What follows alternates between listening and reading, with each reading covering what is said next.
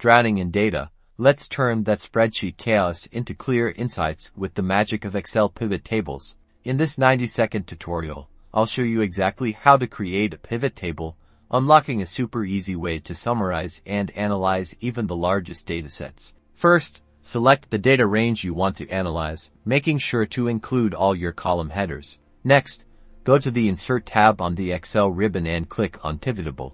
A Create Pivotable dialog box will appear. Confirm your data range is correct. Choose where you want the pivotable to be placed. I recommend selecting New Worksheet for a clean workspace, and then click OK.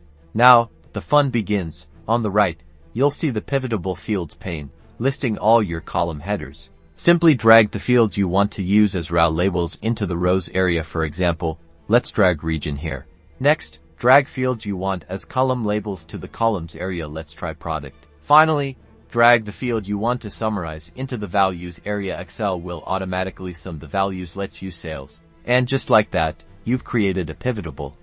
You can now easily see your total sales by region and product. Experiment with filtering and sorting options to drill down into the data and uncover hidden trends. You can also change the pivotable design by choosing different styles under the Design tab. That's it.